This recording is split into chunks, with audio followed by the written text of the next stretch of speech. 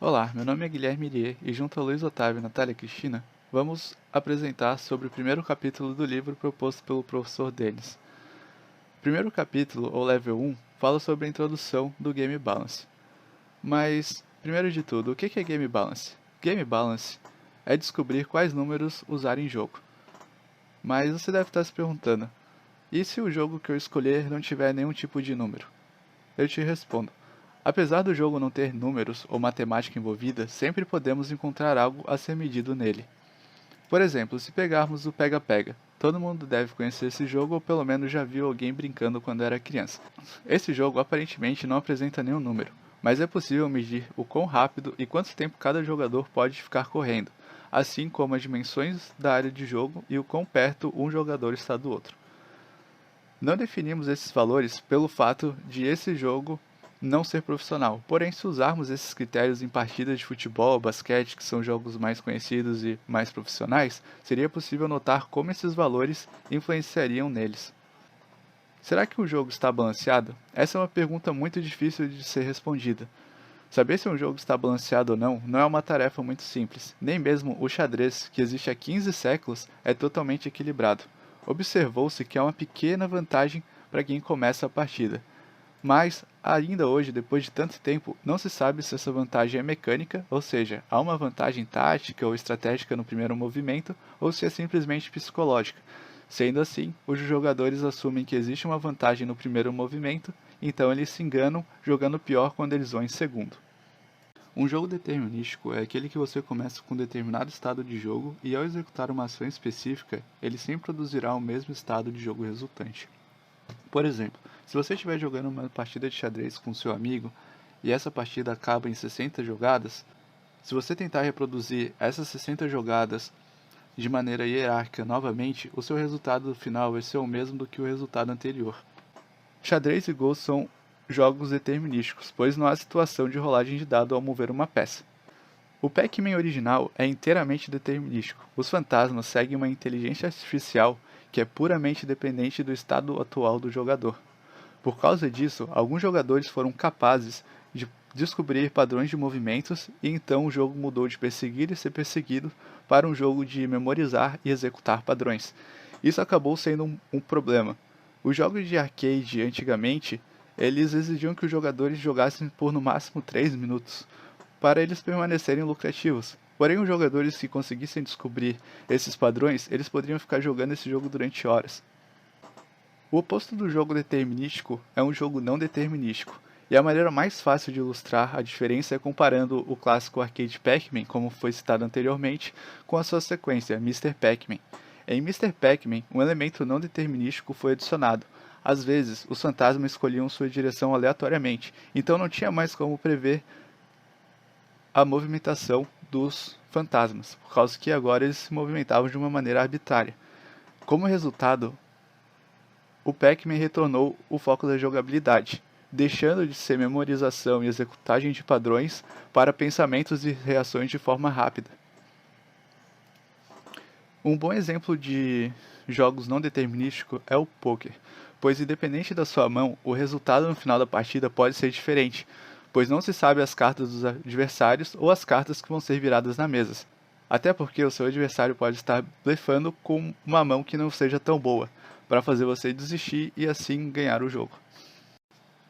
Um outro exemplo de jogo não determinístico é o Player vs Player do RuneScape.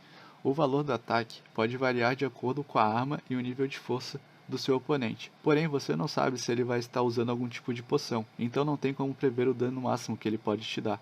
Além disso, o hit que ele pode te dar varia entre o dano máximo e zero, e também pelo fato de ser um RPG não sabemos qual movimento o outro jogador poderá realizar.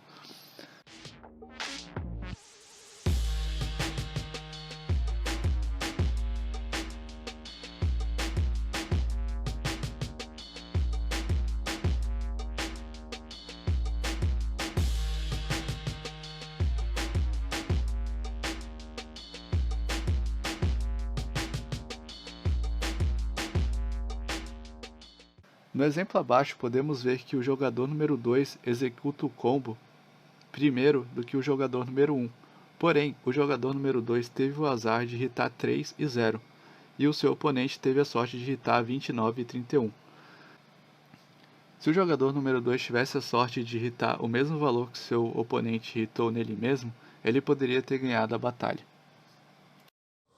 Sobre o determinístico solucionável, os jogos determinísticos eles podem teoricamente passar por algum tipo de análise de força bruta, em que você analisa todos os movimentos possíveis e estabelece o melhor. E o número de movimentos a ser considerado pode ser tão grande que chega a ser impossível memorizar todos esses dados sem o auxílio de um computador, porque as probabilidades elas são múltiplas. Alguns exemplos de jogos determinísticos são, por exemplo, o xadrez. A possível solução: o algoritmo desenvolveu suas habilidades jogando contra si mesmo. Ele começou com movimentos aleatórios no tabuleiro e cada vez que ganhava, atualizava a si próprio e jogava novamente. Esse processo foi repetido milhões de vezes. O sul-coreano Lee Sedol foi 18 vezes campeão mundial do jogo e também considerado o melhor jogador da história desse jogo. O resultado final foi 4-1 para a inteligência artificial com o jogo AlphaGo. Já no não determinístico solucionável, podemos pensar que só os jogos determinísticos podem ser resolvidos, mas jogos não determinísticos também, porém em uma forma muito diferente. Uma solução nesse caso é um conjunto de ações que maximizam sua probabilidade de vitória. Uma possível solução: o jogo de cartas poker oferece um exemplo interessante disso. Você tem algumas informações sobre o que está na sua mão e o que está sendo exibido na mesa. Dada essa informação, é possível calcular as chances exatas de ganhar. Entretanto, o jogo não é apenas probabilidade, previsões e matemática. O psicológico blefe também entra no jogo, o que dá uma sensação de aleatoriedade e de controle também, não somente dependendo da sorte. Informação perfeita. Em um jogo com informações perfeitas ou completas, todos os jogadores conhecem todos os elementos do estado do jogo o tempo todo. Xadrez e o Go são exemplos óbvios, como a imagem ao lado do Go. Qualquer jogo determinístico com informações perfeitas é, pelo menos teoricamente, completamente solucionável. Simetria. Outro conceito que afeta o equilíbrio do jogo é se um jogo é simétrico ou assimétrico. Os jogos simétricos são aqueles em que todos os jogadores têm exatamente a mesma posição inicial e as mesmas regras. Já o assimétrico, cada jogador pode ter objetivo ou regras diferentes.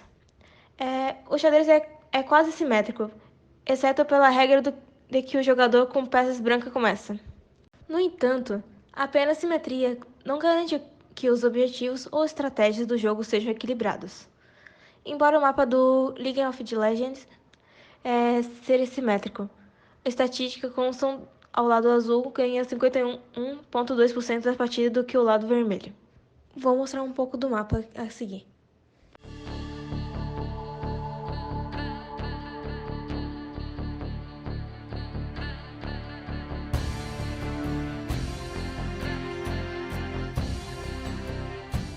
Metagame.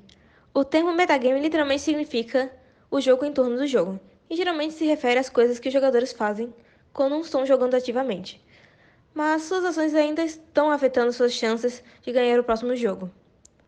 Os jogos de cartas do Magic: The Gathering são um exemplo claro disso. Entre os jogos, os jogadores constroem um baralho e o conteúdo desse baralho afeta sua capacidade de vencer. Um bom exemplo de jogo metagame é o Hearthstone da Blizzard, que os criadores sempre lançam um fluxo constante de cartas para mudar o meta e desequilibrar o meta atual. Eles fazem isso para forçar os jogadores a criar novos baralhos e dar mais variedade ao jogo. Porque caso eles não façam isso, os baralhos sempre são repetitivos. Pois caso eles não façam isso, os baralhos rapidamente se tornam repetitivos e baseados em meta e contra-meta.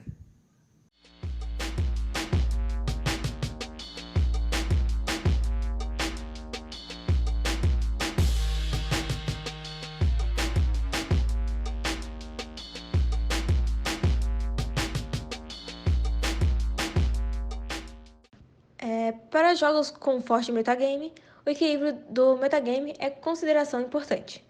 Mesmo que o jogo em si seja equilibrado, um desequilíbrio no metagame pode destruir o equilíbrio do jogo.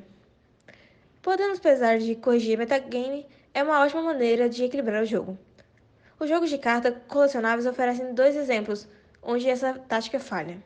Primeiro, algumas cartas são mais raras que as outras. Assim, as mesmas acabam sendo melhores do que as contrapartes mais comuns. Antes, os designs pensavam claramente que a raridade em si era uma maneira de equilibrar o jogo. Hoje, eles estão mais conscientes desse problema. A Black Lotus é famosa por seu preço, R$ 348 mil. E ela permitiu um dos primeiros e mais poderosos combos da história de Magic.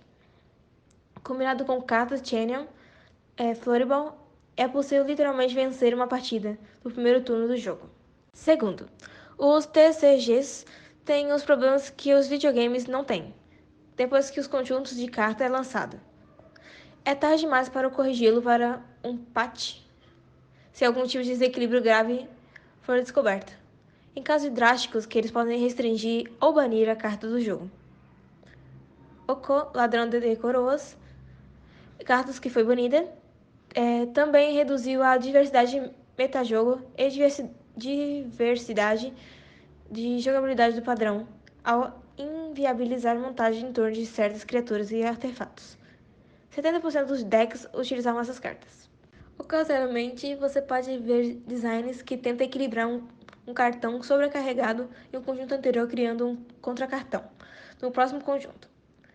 Esta solução de metagame, se todos os decks competitivos usarem o card X, um novo card Y, se castiga o oponente por jogar o card X, oferece aos jogadores uma nova opção de metagame. Mas se o card Y não fizer mais nada, será útil apenas para o contexto do metagame. Game Balance versus Metagame Balance. Nos esportes profissionais, as correções do metagame tornam o jogo mais equilibrado. Nos TCGs, o desequilíbrio faz parte da mecânica do jogo ou de objetivos individuais do jogo. Existem correções mais equilíbrio absoluto e não é alcançado pois atacam o sintoma e não a causa raiz. O equilíbrio fácil para pessoas preguiçosas. A maneira mais fácil de corrigir um erro de balanceamento de um jogo é deixar que os jogadores façam isso para você. Suponha que você seja um designer da Blizzard trabalhando no Warcraft 4 e tem um jogo para 2 jogadores com orcs versus humanos que deseja equilibrar. Agora eu vou apresentar alguns segundos do Warcraft para vocês verem.